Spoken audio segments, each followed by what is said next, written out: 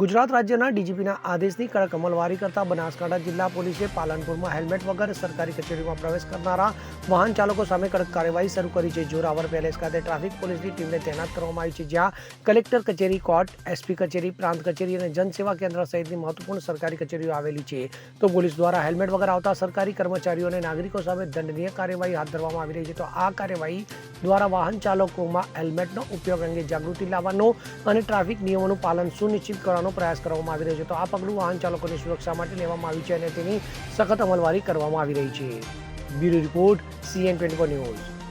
હવે જુઓ દેશ દુનિયાની તમામ ખબરો તમારી આંગળીના ટેરવે।